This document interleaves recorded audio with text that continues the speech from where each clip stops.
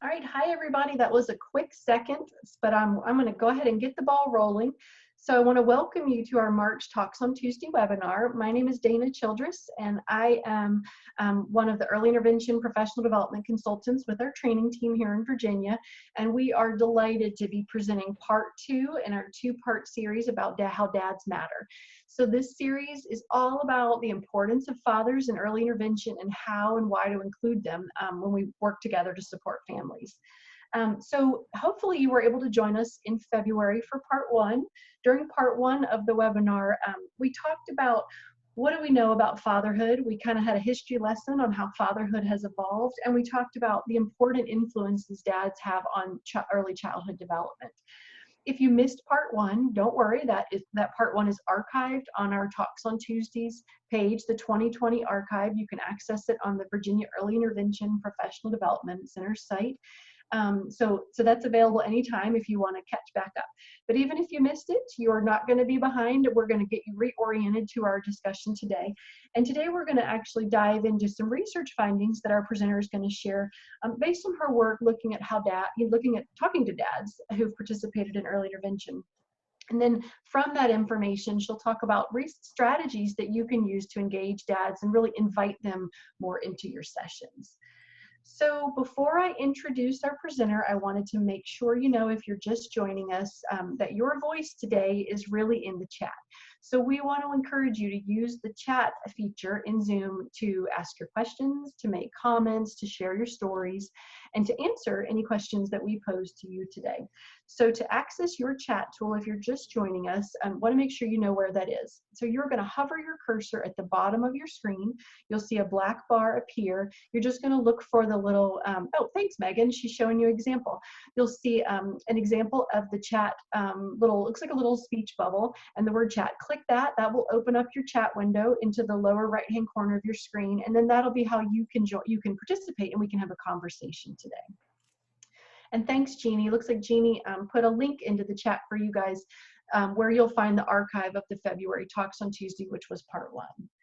So I am going to quickly turn things over to Megan so she can get us started, but I wanted to do an introduction and to say how delighted we are to have Dr. Megan Schumacher-Murphy join us again today. Megan presented part 1 and is here again today to share her research. So Megan is an assistant professor at Salem State University in Massachusetts and was a former service provider, what we would call in Virginia developmental services, a former service provider in Illinois, and as Megan will probably tell you, is interested in getting back in the field to work with families again soon. So we're really happy to have Megan share her information, and it's always so valuable to have somebody who's done the work and is now researching the work. So Megan comes to us with a really valuable perspectives, being able to see early intervention in the work you guys do from multiple viewpoints. So I'm going to turn things over to Megan, and again, I wanted to say a big thank you, Megan, for joining us again today. Thanks, Dana. I'm happy to do it. I should really pay you a fee to just introduce me everywhere I go. And we'll just record it. It'd be awesome, wouldn't it? Yeah, because you always say such great things. And actually, not only am I interested in getting back into the field, I have had an offer letter to see like 3 families a week from a local agency, and all of my stuff is being submitted. I'm getting fingerprinted this week. Hey, that's sounding, it's getting real now. Yes, and it was very funny. The university has a bit of an informal partnership with the organization because I'm also creating an early intervention program for our students. Oh. And she was like, of course you can see like 3 families a week. This is an investment in our partnership. And already I think I know exactly who I'm going to give you. Can you go get fingerprinted right now? Oh, that's exciting. It'll be so great for you and your students and your research to keep your toes back in the, It is, yeah. And so I think that that's great that you highlighted that. One of the things that I always really hated when I was a provider would be going to professional development or reading research of people that you're like, do you actually know about families? Do you ever engage with them, or did you just read about them in a book once? So I promise I am not the kind of researcher who just read about them in a book once. In fact, I was in the field until about 3 years ago, and I'm about to go back into it next week. So I always love to hear about your field experiences as well. So, and that's actually really important to today's outcomes, because one of the things that we're going to be doing is looking at the experiences of some dads who participated in early intervention in Illinois, because that's where I was living when I was doing my research. And then we're also going to relate these dads' experiences to your own practices, what you're doing now, but also what you can do in the future after today, or what we like to call quick wins. Like, you're going to leave this webinar and like, what can you do this afternoon based on what we learned from these dads that are going to be, that's going to be really valuable for our practice. Corey, I would love to tell you all about my EI pre-service program that's in the mix or in the works right now. I will email you after this webinar. So those are the two things that we're going to do today. It builds on what we talked about last time about the history of dads and why dads are really important.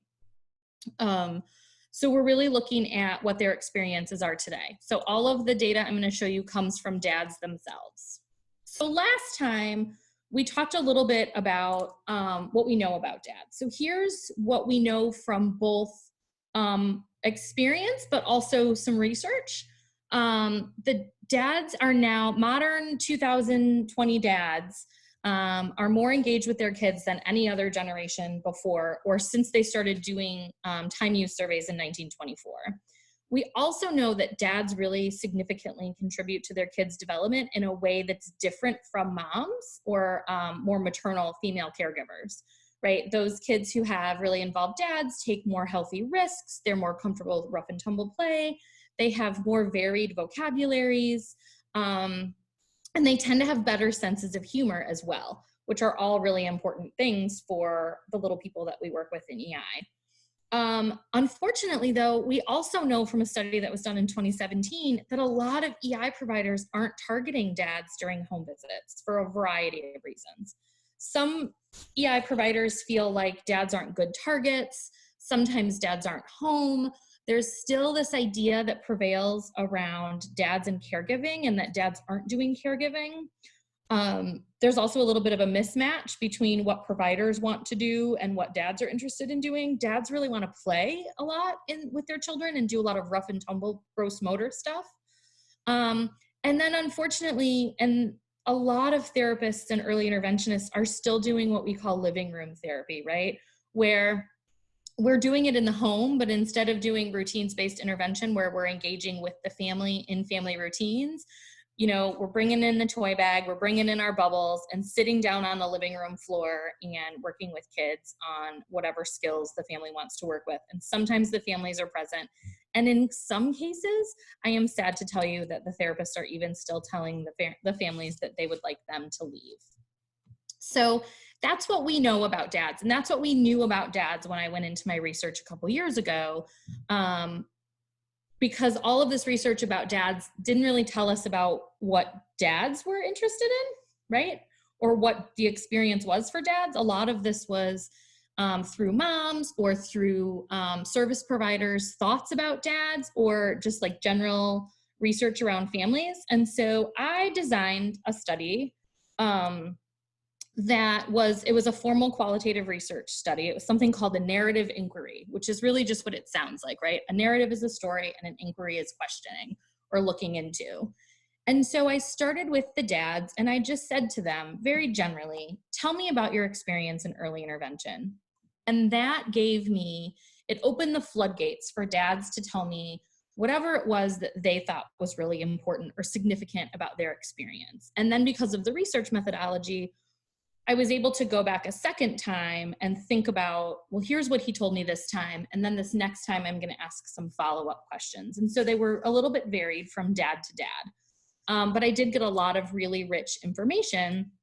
And the dads were really forthcoming with me about all of the parts of their experiences. And in fact, a lot of them were really excited to just have this dedicated time and space to tell me about their experience, as opposed to like the experience for their children or their wives, or just to have someone actually talking to them about it.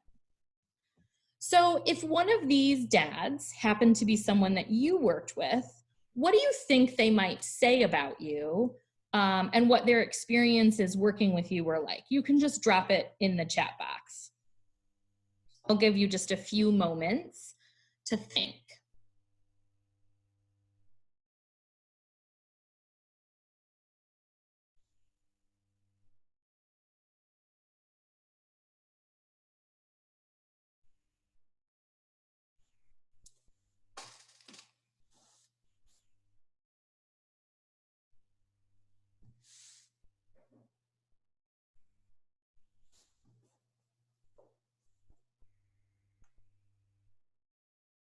Oh, Anna, you were willing to go out in a muddy backyard. You are exactly the kind of therapist that dads want to hang out with.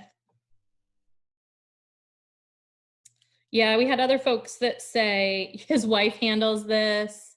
He wishes people would include, dads want them to include it more. Yeah, dads are actually thanking people, right, for helping plan visits. It's interesting, and one of the things we'll talk about a little bit later, spoiler alert, is that dads often felt excluded from early intervention. Yeah, Jay Anthony, a lot of them just don't know you, right? You don't see them because they're at work or they're not home. We'll talk a little bit about that too. Thank you for sharing that.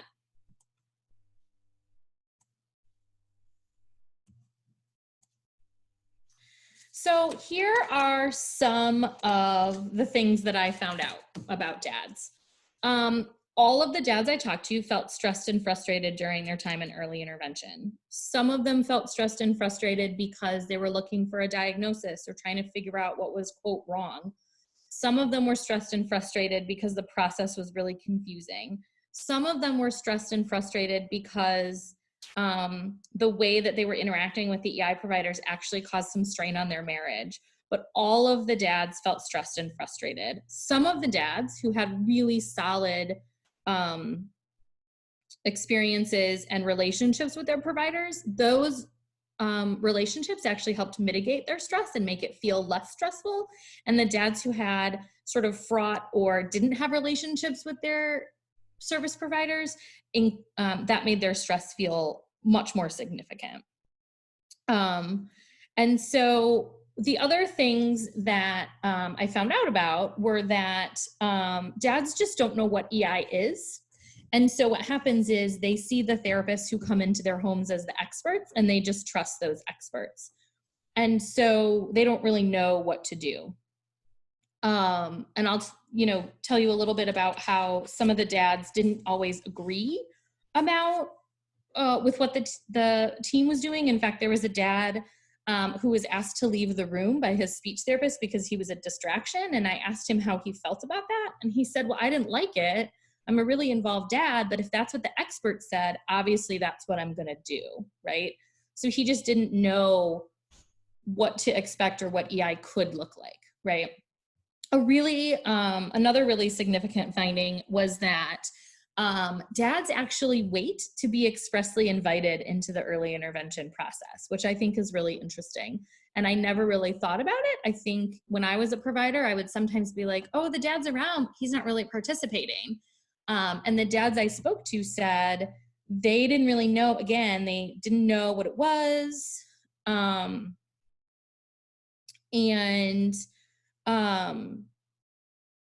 They were just going to sort of wait and see. And if they weren't expressly invited, then they didn't participate, right? The other big thing that I found out was that almost all communication went through the mothers. So much so that I had one dad who told me a story about how their therapist would sometimes see, I think it was a speech therapist, would sometimes see their son at childcare. And then she would email the mom a report of what had happened. And then the mom would read it out loud to the dad. And he was like, looking back on that, it was all very silly because she could have just copied me on the email, right? And so that I think is really important. Dee just chimed in on chat and said that she's working with a dad with dwarfism and is feeling a little bit, has some conflicted and stressful feelings about how his child wasn't typically developing. That must be really challenging for that family, right?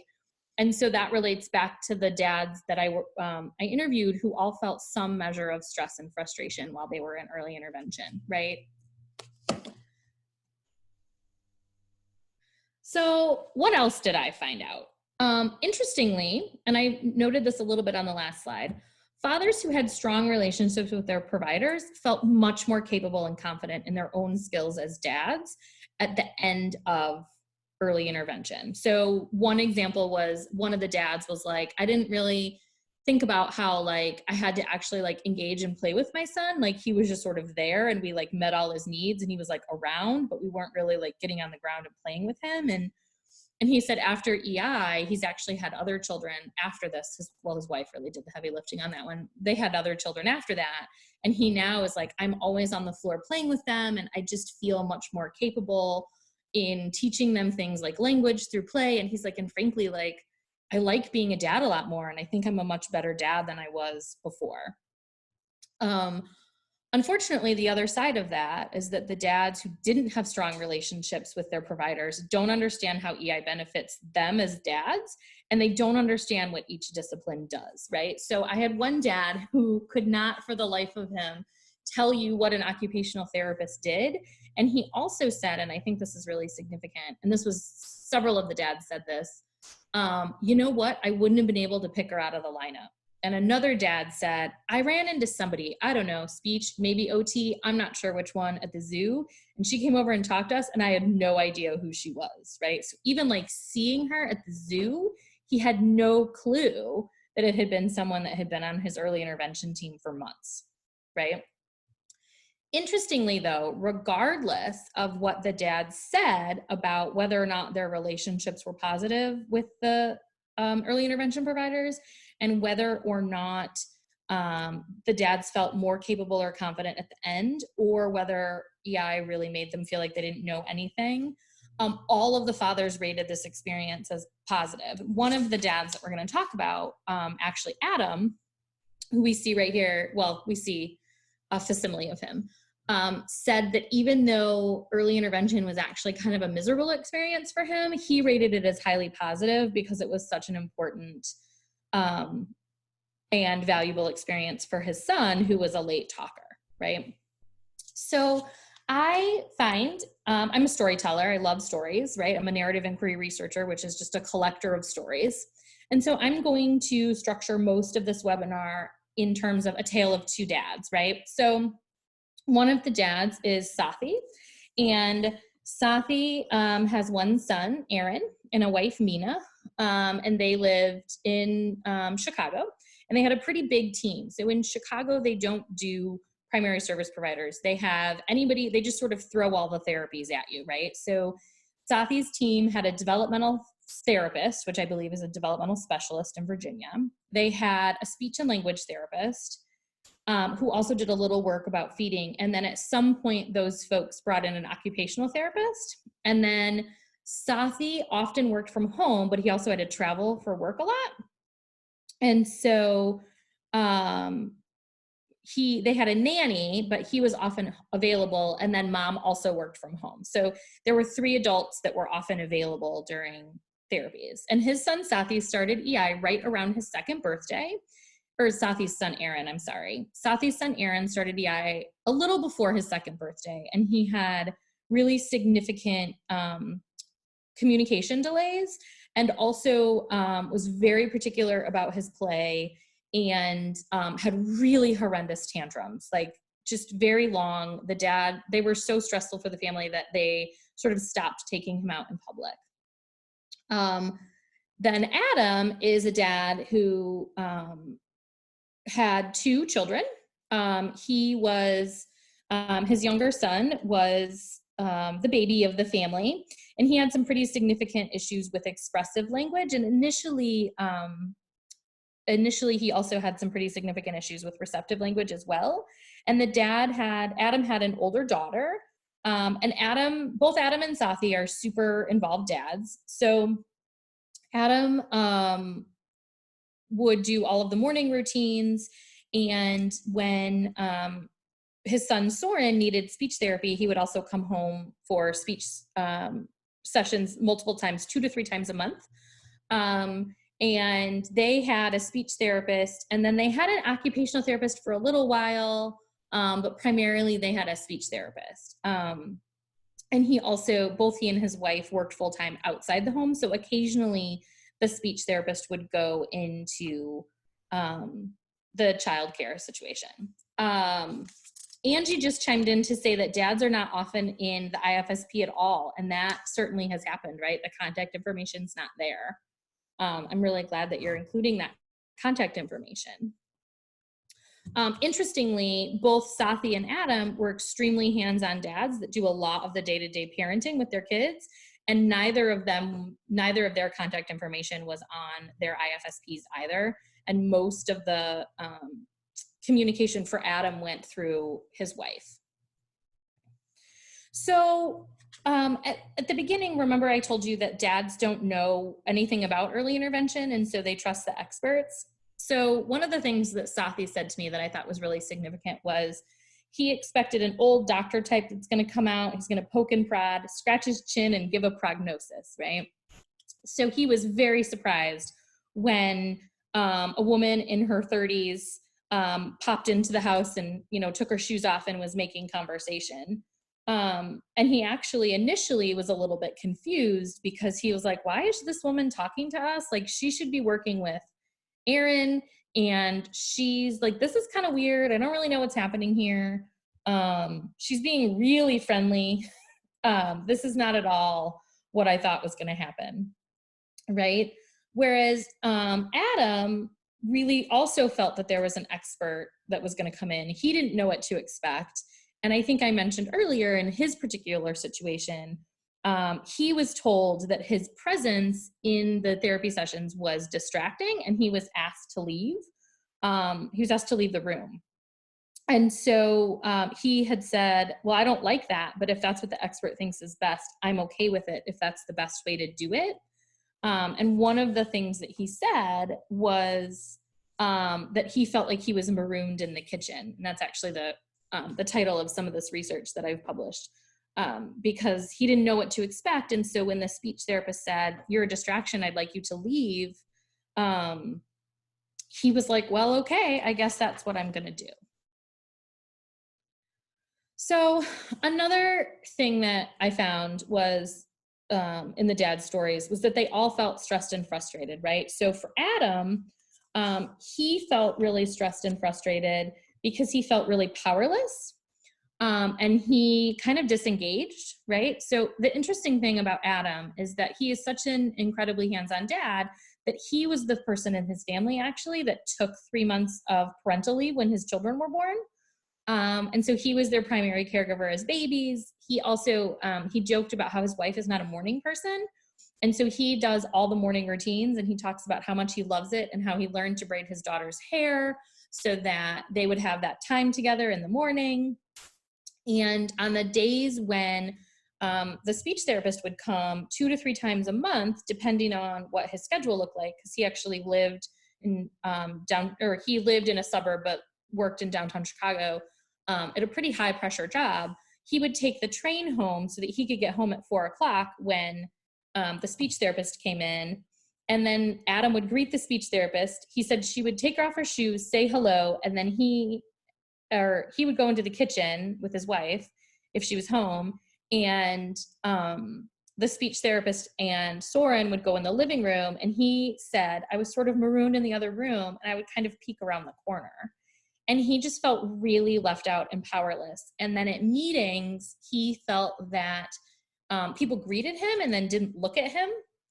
And so he sometimes had questions about development, and he didn't feel comfortable asking them because he didn't want people to think that he was stupid, and he just didn't have a good relationship with the providers. And so at one point during early intervention, he and his wife had a really big fight and a giant conflict around the fact that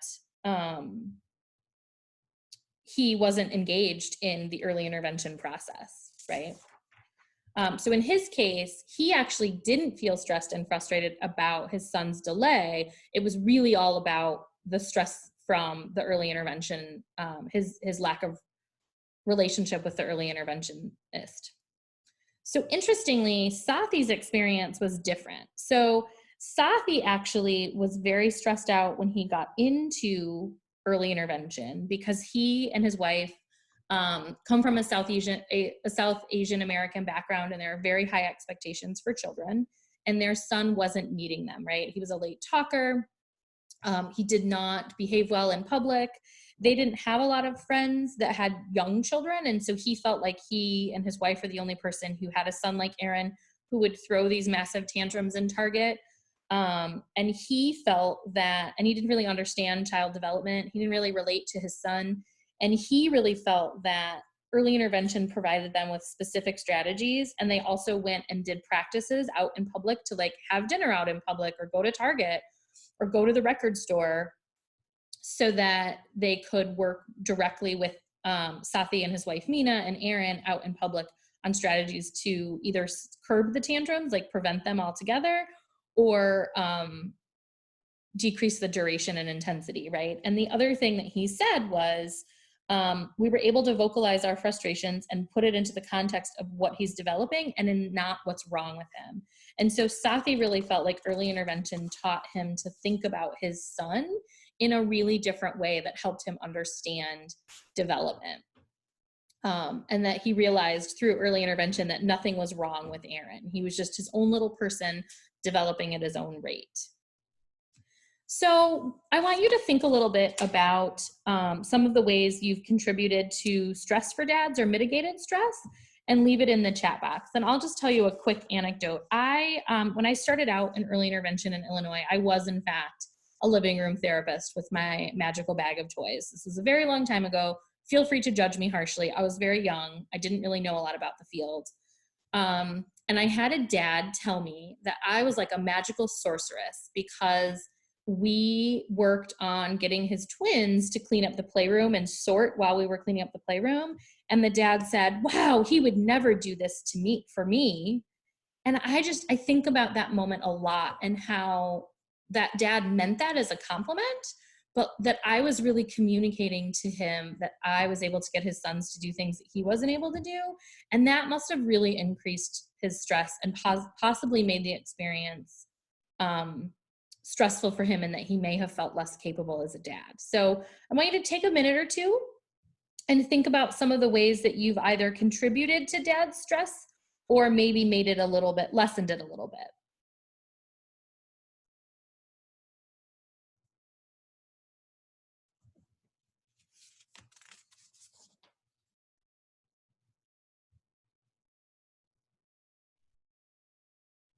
Oh, Anna, you're thinking about how you only communicate with the mom, right? Oh, Dee, that's amazing that you're telling the dad that he's really the expert on his son, right? And he's the best teacher for his son. I think that that's amazing, especially if that dad's having a little bit of guilt around the dwarfism. Jay Sanford is just listening and validating. Oh my gosh, that's one of the most important things that we can do, right? And Jay Anthony, you're just making sure that dads know, like, this is what EI is, right? Like, here's what to expect. It's not the old dude who's going to come in and poke and prod and scratch his chin.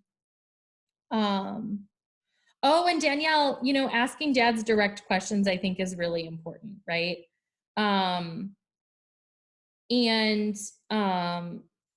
Yeah, Anna, right? Like, just listening and hearing and understanding that sometimes moms and dads don't agree about all these things that are happening. Yeah. Those are all things that I think are really important. I never really thought about the communication piece that I know someone had just mentioned until later in my career, when I started to have all of these stay-home dads. And then I was like, oh, wait, why am I not copying them on this text chain? Or why am I not adding them into the email? And I think it was just because I hadn't thought about it, right? I was just used to the one managing the communication. Thank you for sharing all of those experiences. So the next thing that I think is really important that I, again, wasn't really thinking about until these dads told me that it was important, and all of them told me that it was important. Dads are waiting for you to invite them into therapeutic activities, even in their own homes. So I think I mentioned this before, but Adam said that he was marooned in another room and would peek around the corner. And then he said, I would snoop a bit to see what was happening. And I just think his language in that is so powerful, right? He said marooned, which means like all alone and sort of lost, peeking around the corner, snooping, right? He was so disengaged. He felt like he wasn't a part of it. And he would just have loved an invitation from that speech therapist to be present in the room, right? Sathi, on the other hand, when he started early intervention, their home had like a big open concept, and he would sit at this giant dining room table and do work and sort of just listen and serve as a reference for the therapist and what the therapist was doing with Mina and possibly the nanny and Aaron. And he felt like it was sort of his job to just be a reference or an observer. And then he said, through communication, I started to see a different role for myself, more of a collaborator than an observer, right? And then he went on to tell a story about how little by little, this therapist who would come in and was like very chatty, and he was sort of like suspicious of her, like, does she know what she's doing? What's happening here? Would invite him like, come on, come sit on the floor with us, or come do this, or come hang out, or let's all go to dinner together so that we can work on what Aaron is doing in public. And then Sathi realized that he was really a true collaborator in the process. But he really did have to wait, even though he was literally sitting right there, 5 feet away. He didn't engage in the therapy sessions fully and the therapeutic activities until his therapy team said, hey, Sathi, come do this. Come sit with us. Let's do this together. What kind of things do you want to play with your son? Let's all play with Legos together. So unfortunately, Adam had a much different experience than Sathi. And I'm wondering if you've ever in your career worked with a dad who felt like he was maybe marooned in the kitchen. Jeannie's going to put up a poll, and it's a yes or no. And we're going to see if anybody's been marooned in the kitchen or worked with a dad who was marooned in the kitchen.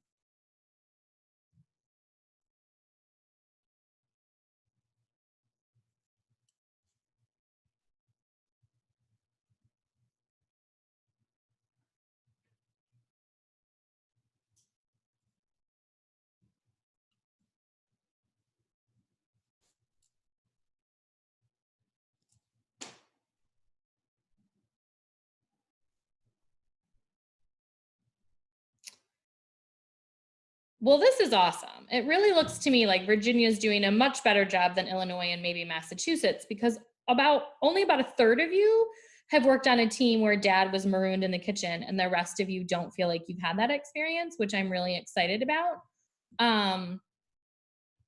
And unfortunately, I think when I was doing this research, which was in 2017, 2018, especially in Illinois, most of the dads I talked to had this experience instead of Sathi. So I'm really excited to hear that in Virginia, things are taking on a much different look.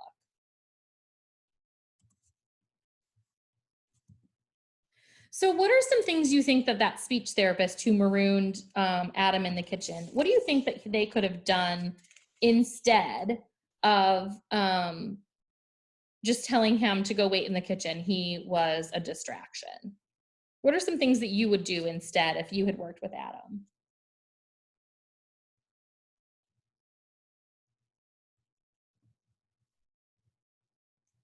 You can go ahead and drop it in the chat.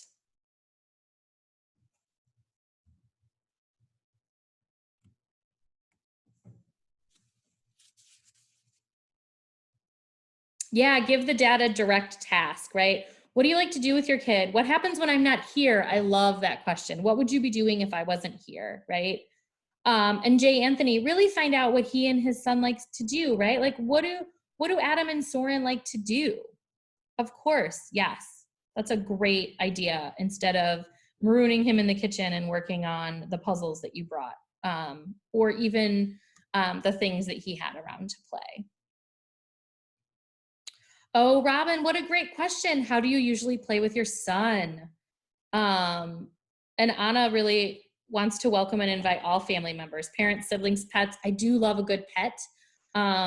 Sometimes Labradors are great for like standing and cruising. But yeah, just, right.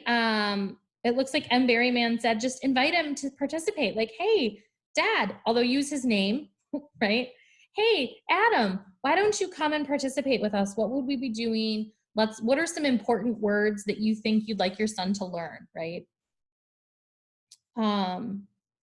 Oh, Tiffany, I really like your problem solving. Tiffany says that she would ask Dad about the distracted behavior and problem solve so that everybody could be engaged, right?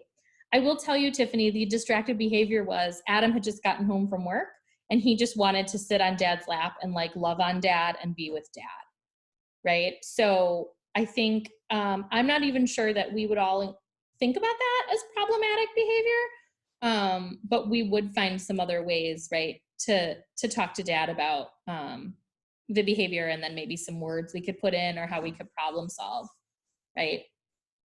Thank you, everyone, for your suggestions.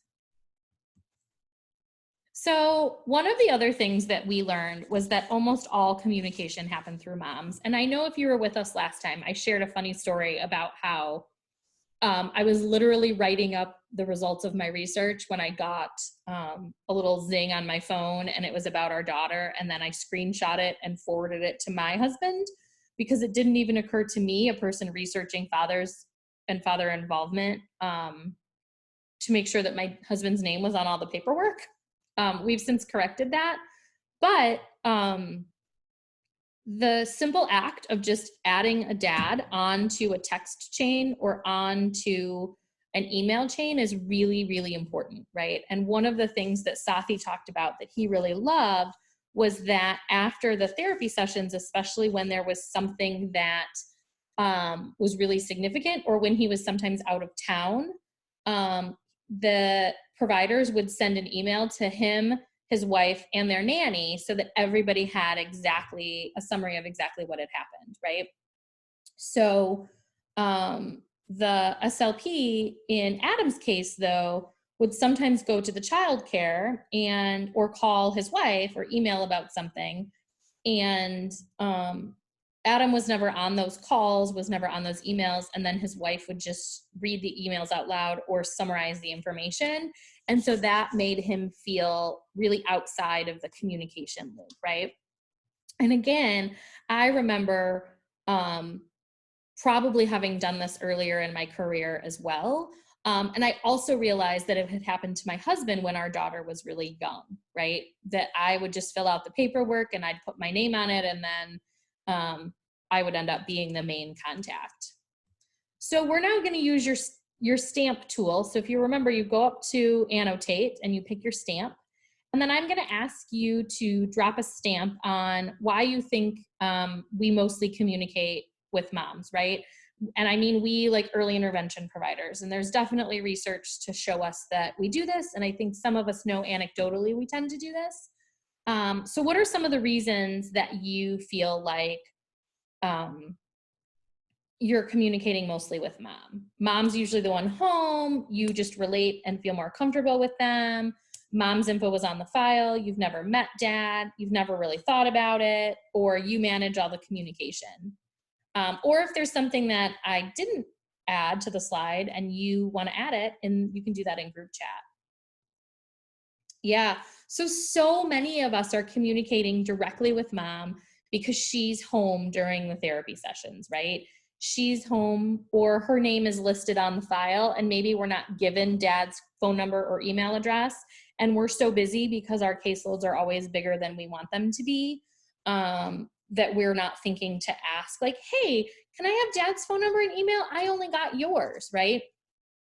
And then I think that's really normal. So one of the interesting things about families with children with disabilities is that they tend to have a much more historically like traditional, in quotation marks, family structure, where often one of the parents has to be home because of the child's developmental or medical needs. And so the dad tends to be the one who works and the mom is more likely to be home. And there's a lot of reasons for that in terms of like socioeconomic factors and money and all of that stuff.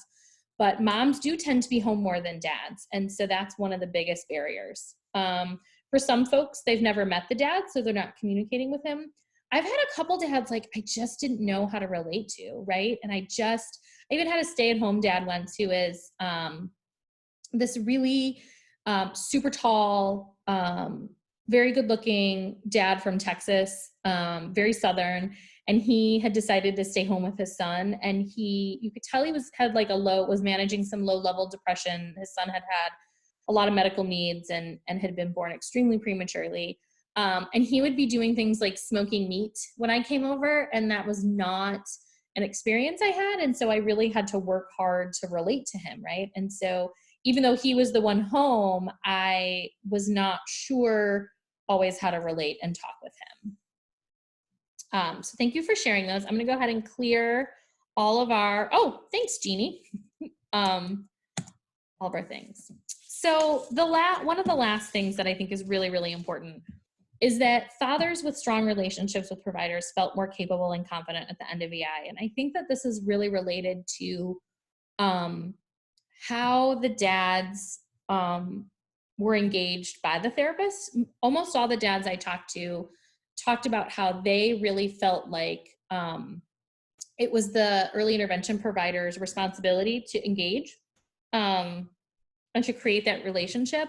Some of them, like Sathi, was like, I didn't even know that we were supposed to have a relationship. So if you remember, he was a little suspicious of us at first and was like, why is this lady talking to me about this and asking me about my business travel in my day and what I like to do with my son? This is weird. So he didn't even know that he was supposed to build a relationship. And so it really does fall onto the service providers, and those dads with those strong relationships really felt more confident and capable at the end. So for instance, one of the things that Sathi said about early intervention was that he's so grateful that he did it. He said, EI taught me that our kid is not broken. He's his own unique person developing at his own pace. And one of the stories that Sathi told that I thought was really powerful was that before EI, he didn't know how to relate to his son at all. And he told a story about how he's in a creative field and he's always liked to build and create things and do art, right? And so he would try and engage his son with Legos, and his son wouldn't build anything. He would just pile all the Legos by color into piles. And he would get really mad when his dad tried to take a blue Lego and a green Lego and make a tower or a building, right? And so through sessions with their EI providers, the EI provider was like, hey, one of the things that your son really likes, he's not really sure how to play with this. And so he's putting all of these things in an order that makes sense to him. What if you decided to get down on the floor and play with him in his way? And maybe instead of taking pieces from the piles and turning them into buildings, you start by making your own all yellow building or all green building or all red building, right? And then through that experience of being guided through the play with Legos, Sathi started to feel really confident and comfortable and realized that in order to really engage with Aaron and have a solid relationship with him, he could follow his lead in play. And it didn't have to be the way that he thought it would be to still fulfill the dream he had always had of playing Legos and building with his son, right? And that was really powerful for me. And that came because he had a strong relationship with his provider. And he said, I just don't know how to relate to him when we play. I just feel frustrated. I don't understand it.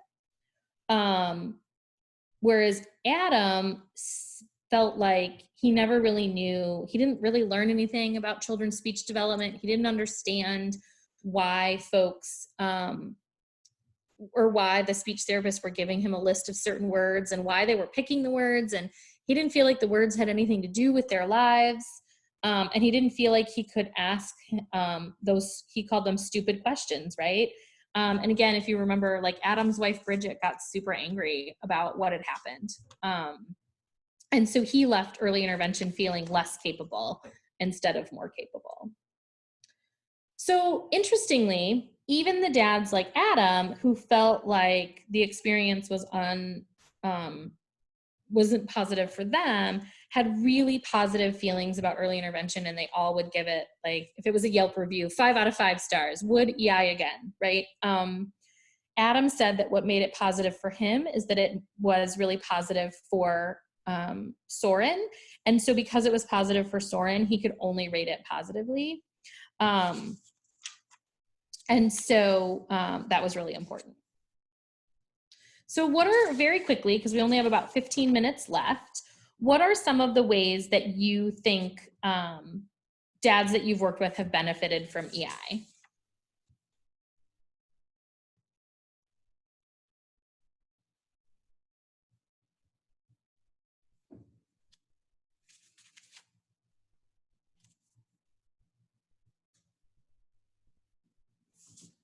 Anna, your dads are able to engage with their kids better, right? Like Sathi, maybe not playing Legos, but doing something like that. Dana, yeah, that's really important, understanding behavior, right? Feeling more involved with them, empowering to know that they really are important, right? Yeah, a greater understanding of their child. These are all the things that the dads with positive experiences in EI and close relationships felt. Yeah, right. Marianne talked about like they're just more engaged day to day and figuring out the system. Yeah, thank you, Anna. So we're going to go ahead and move on, even though you're giving me some great, I could have this conversation about our impact and the impact of positive relationships all day, but unfortunately we have to move on. Although I think you're really going to like this part, which is all about like, so based on what I found out, what can we do? What can we do today that is going to impact dads in a positive way? So this slide has a lot of information. We're going to go through it very quickly, and then I'm going to do quick little bullets on each thing. So I know I've mentioned this a bunch, but really including dads on all the correspondence, right? The other thing, which is hard, is offering some evening times or making sure that you're able to go to the home when dads are there. Give dads a direct invitation into what you're doing, right? The other thing that came up in terms of capacity building was that dads really like written resources, right? They want to hold something in their hand and know about what they're doing. Because dads don't know what's happening and they trust the experts, those written resources are helpful, but so is giving a clear explanation of what you're doing and how it relates to their end goal for their kids. A lot of dads want gross motor play. That's what they want to do when you're there. And then also, and you all already mentioned this, so I don't even know that you need me, is ask dads how they like to play with their sons or their daughters, and then move that into your therapy sessions. So again, I feel like we've talked about this a lot today, and by we, I mean I, and Angie, who also is a service coordinator who always makes sure dad's information is on there. Super quick, easy win, right? Just start making sure that when you're emailing or calling or texting, you add in dad. One of the great things, we've got Zoom, we've got FaceTime, we've got three-way calling. That's one of the best things about our cell phones, right? It holds information and we can quick add just everybody to the conversation. And that's one of the most important things that we can do. The next thing is that, and I know that this is really hard, is offering some evening times. This doesn't have to be every week. This doesn't have to be all the time. But there are some situations where if you could meet with the dad, even to start in an evening, or maybe work a little bit later if possible. I know this can be tricky. I have a daughter, and so I know managing childcare or even just managing schedules with your partner can be really tricky. Some people don't have partners and have children. But if you're able to do this, when my daughter was a baby, I only worked 2 days a week and I would see kids from like 7 in the morning till 7 at night. My last appointment was usually at 6:15, and boy, was I exhausted, but oh my gosh, anything after 4:30, I had so many more dads present and engaged, right? And again, you don't have to do this every week. You can say like, hey, I'm willing to do 3 evenings a month, and you could rotate the families through, right? Or whatever it is that works for you. I've also had some situations where like really early in the morning before work works for people. So here's another one. Remember how dads trust the experts because they don't know what's happening? Dads love written resources, whether it's a copy of the email that you send out, or it's a book about dwarfism, or it's something that you can give them, like write down, like, okay, this week while you're doing bath time, here are 3 words we want you to use, right? Here's the 3 words we talked about. Dads just really like that, like hold it in their hand written resource. which is not something that I was great at when I was in the field. And so now, as I'm going to go back in the field, I'm going to make sure to just have that and make sure that I follow up on those written resources, even when folks aren't asking for them. The other piece, right, is to clearly explain the activities you're doing and how they relate to goals for children. I had a dad that I interviewed whose daughter had to pick up marbles with her toes. And he still to this day has no idea why his daughter had to pick up marbles with her toes or why that was at all significant to the goals that they had for her. And it probably was in the therapist's mind. I would imagine that that early interventionist wasn't trying to waste anybody's time, but the dad had no idea how that was related, right? And so say to the dad, hey, we're going to, it's really important to you to learn how to play and you want to build with blocks, so we're going to work on stacking. We're going to work on these words, or here's this game that we can play, and it meets your goals in this way, right? Another thing, and also the dads that I worked with found that physical therapists were great at this, is embedding therapeutic tasks into gross motor play. I think we talked at the beginning about how it's a beautiful day in Virginia. Maybe take somebody outside, right? Let's play ball. Let's go to the park. I have to work on this as a therapist because I'm a person who likes to sit and read books. And so for me, it's a little challenging and outside of my typical comfort zone. But again, I noticed when I did these things, often dads were a little bit more engaged. And one of the things we know about dads is that a lot of them encourage or engage in much more silly, rough and tumble play with their children, and are spending a little bit more time playing than they are caregiving. And the last piece, which I think is really important, is to ask dads how they want to play with their kids and incorporate those tasks into that activity. One of the most powerful things that I heard in my research was that story that Sathi told about the Legos and how he had always thought when he had a child, he would encourage that child and just incorporate that child into things that he really liked doing. And so I think when we say, like, what is it that you want to do with how do you like to play with your daughter? How do you like to play with your son? Or what are the things you liked to do when you were a kid? That gives us some really great ideas for how to incorporate our therapeutic strategies into their everyday play. So now that we've given a lot of attention to Adam and Sathi's stories and also all of the strategies we've learned from them, why don't you drop in the chat box something that you think that you'll do tomorrow or even this afternoon that is going to increase the way that you engage dads, right? What's something that you're going to start right away, that quick win that you're going to take away from this webinar?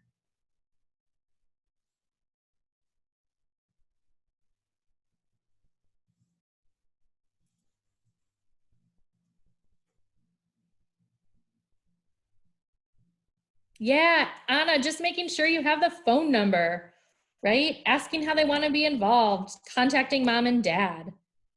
Oh, Danielle, I don't know if you're a service coordinator or not, but you're going to make sure that they have their information on the dad's information on the ISSP.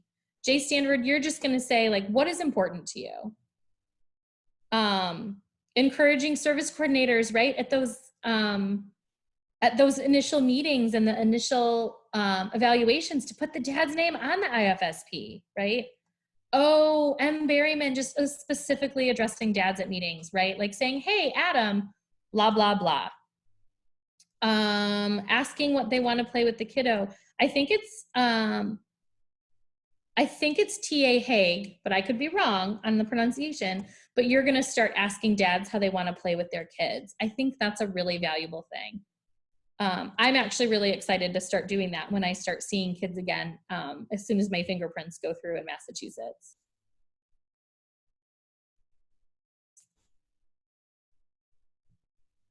We do have a couple more minutes. I'm wondering if anyone would like to add anything else that they are planning to do. Oh, Tiffany, you're going to make sure that dads really understand the nature of EI, right? I think this is one of the times when those written resources would be really helpful. Oh,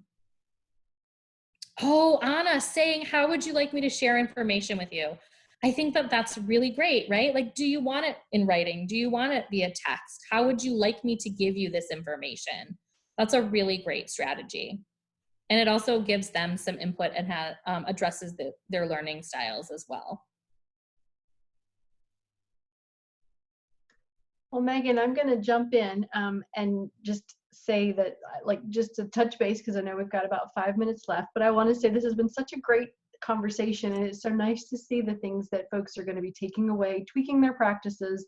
And I think all of the comments are really about being more intentional about their approach towards dads, whether it's adding the name to the IFSP or thinking about how you're going to engage them, what you're going to ask. So thank you so much for sharing this information. It's impactful, and I think it's focusing on dads is something like I know as a former early interventionist, I'm not sure I'd want to admit that I maybe didn't think enough about, but this has given people a lot of food for thought. So thank you.